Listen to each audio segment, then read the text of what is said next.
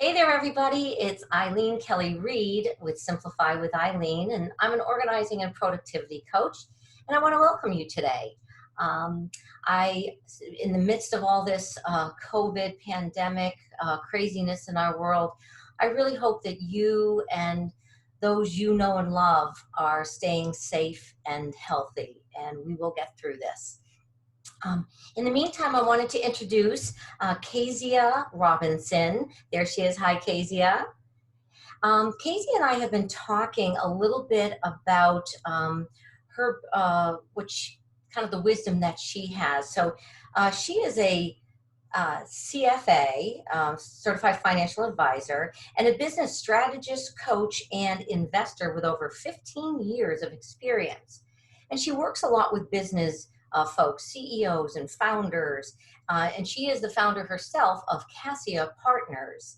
And it's an independent advisory firm where she really works with companies going through pivots, turnarounds, strategic growth, trying to implement new initiatives in their corporate world. And she just has a wealth of wisdom to share on one topic that I'm kind of passionate about, which is delegating. And the reason is that I find in the 10 years I've been working with my clients with Simplify with Eileen for simplifying and organizing, that so much of the stuff, clutter that we encounter, I found that it really kind of stems from two things. One, and they're both lack of. And the first is lack of boundaries, which I've talked about on another video, and then the lack of delegating. So I wanted to introduce Kezia, and before we get into kind of the questions I have, Kezia, just maybe give us a little bit more insight into you and what you do and how you do it, please. Oh, great. Well, thanks so much for having me, Eileen. I really appreciate it. One of the things I do right now is I focused a lot in the last few years on smaller businesses and small business owners specifically, as well as startup founders and some executives. But I find that in my work, a lot of it is tailoring it, bringing to people where they are right now. And to your point, some of your work you do is, it's obviously so fantastic, is you're going to come into people where you just need to start. They brought you the mess, they brought you the clutter, and you're just going to start. You kind of naturally know which room to start with, what place to start with them. It's a similar thing for me where people come in and I have, some process, but a lot of it's understanding, do we want to start with how you're dealing with your employees or your interpersonal relationships? Do we want to start with your strategy, your vision? And do we want to start sometimes with more practical tools like delegation and work our way into some of the bigger strategic issues? So very customized approach, which is awesome and very much like mine. There's no one little canned Simplify with Eileen solution. And it sounds like you come at things very customized as well. Yeah. Well, like you said, we'll get there. Every client, eventually they come through, eventually they get there, and and it's theirs. It belongs to them. And so helping them with a process that belongs to them is very important. Beautiful, beautiful. So let me just ask you, why don't we delegate more? Why do we resist it? Any sense around that, Kezia? Yeah, I look at it as a combination of two things. So one, which is obviously really big right now, is control. And often, especially in times like this, where we kind of want to balance the number of things we can control with the number of things we can't control.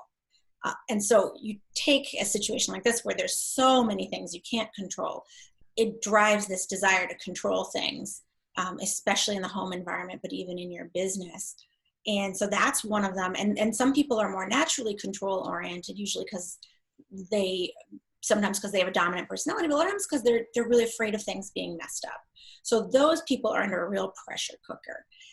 The other reason we don't delegate, and this is often a situation with, it's often in family dynamics, but is we feel guilty asking somebody else to do it. We feel like we should do it. There's a great writer and motivational speaker from the 70s and 80s, Barbara Sher, and she calls it pathological individualism. It's the idea that we're supposed to be self-reliant and do it on our own. So when you take those two things together, that's often when you get out with a business owner, but even when people in their home lives, that's often where you get that resistance to delegation.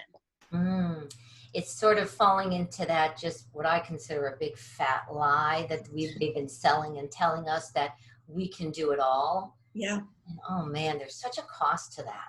Yeah. All right, so those are some of the reasons that we kind of naturally resist or hold off on delegating. How about, what do you get when you delegate? What's the ROI? What's the gain, the win, Cassia? Well, one of the things that's actually often hard for people is the win is space. The win is some mental space. And if you've been running really hard, you don't always know what to do with that space. So one of the things that I work with people on a lot is, what are your restorative activities? What are the things that you enjoy that are fun for you, but also like they're kind of like low energy investment? It can be a guilty pleasure, a favorite TV show. It can be a good friend you call where you just crack up for a little bit. It might be, in this kind of situation, leaving and going outside by yourself without your spouse or your children, right? It may be that kind of a thing, and just having 20 or 30 minutes to yourself. So I try to work with them on, like, let's look at what you would put into that space. And what are the restorative activities that you might bring in? Because the truth is, we need that mental space. That's where creativity flows. But when you're so used to being crammed up, it's really hard. That space is quite scary. And so it's actually a really good opportunity to say, like, let's just pick some small things we know have high return, like calling a friend, and put that into the space that you were previously spending doing your books when you have a bookkeeper, right? Those types of things. Beautiful, beautiful. And I think too that sometimes just delegating the things that maybe aren't in your zone of genius, Yeah. you know, like for me, bookkeeping, like I have a bookkeeper because that makes my head hurt and I'm not good at it. And it allows me to spend more time in my zone of genius and in things that are going to really fulfill me in my business. Yeah. So that's maybe another ROI. Yeah. Yeah. So how about, now that we kind of know why we sort of maybe subconsciously resist it, and what the wins are and the gains are to delegating, how about some advice for people to, like, how do you actually kind of get started delegating? Well, one of the things is that, and I think it's great you mentioned zone of genius, is to kind of think about, this is very economic, but your comparative advantage. And you go, well, because it can be hard when someone else is not as good as you are, even at like something that is not in your zone of genius. Mm-hmm. I'll give an example.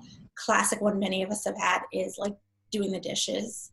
And I know as a kid, and I've caught myself doing so, there's a, like I would do the dishes and then my dad would come behind me and repack the entire thing and then tell me that this dish wasn't clean enough. You need to pre-wash this. And I mean, and at some point it's like, well, what's the point of me doing it? You're going to do the dishes anyway. Right, now we're both doing it. Right. And so there's a big degree of looking at it and going, well, what's like I call it the acceptable error rate. Like, what's good enough look like? Especially right now, right? What does good enough look like? And let's just set the expectation for what good enough looks like. And so that can be a really one, as you say, well, and that gets back to this idea of what am I trying to do? What's my outcome? Okay, the outcome is the dishes need to be clean enough in general for us to eat off of them, right? And the outcome is that I have, let's say, empowered my kids to take some responsibility, because they're also have very few things they can control, right? So I'm now giving them something they can control. Sure. And I'm going to free up that space.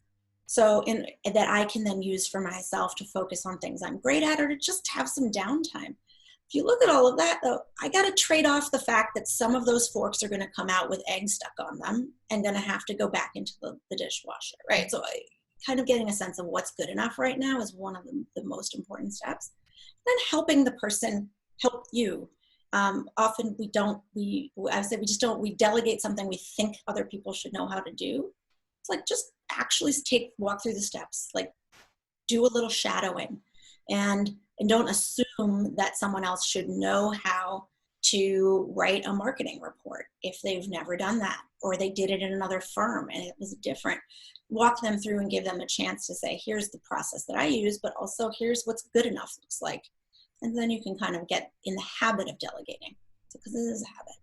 That's such a good point, because I think sometimes people think like, oh, well, I'm going to have to spend an hour showing him how to do it, and I'll just do it. I'll just get it done. It's easier and faster if I just do it.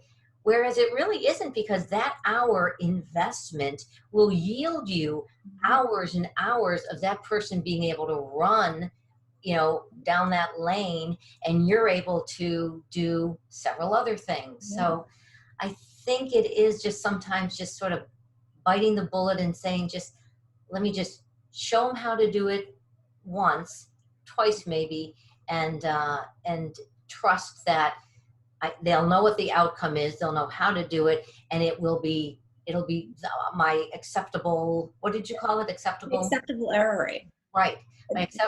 I know that they're not going to do Yeah. it initially as great as I do, so I'm Right. just going to be okay if they get it 75% right. Awesome, it's a huge win. And one thing I say to people is, have you ever, in your experience, come up with an idea for how to do something that was better than the way that the person you worked for was showing you? Most people who are entrepreneurs had a boss or two that they really didn't like. And almost everybody will say, yeah, of course. Oh my God, they used to file like this, that, and they'll start telling you some story. I'm like, so is there a chance that the person you're delegating to actually might have better ideas than you down the line? Yeah. All right. Well, let's talk about what, especially with things that are more larger tasks, is you want to show them how you do it, but you also want to be in mind of, if they're saying, "Oh, I have a different idea," trying to stay open to that.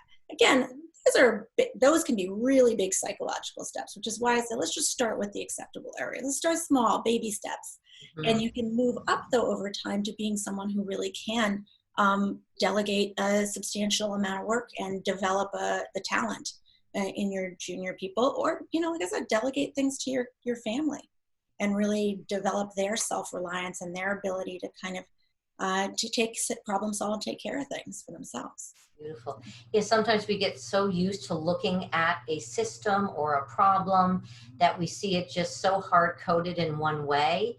And, they're very, with a fresh perspective, fresh set of eyes, there could be a better way. Yeah, Great. absolutely. So I think all those principles that you've talked about, they really do apply really equally to our business life and our personal life.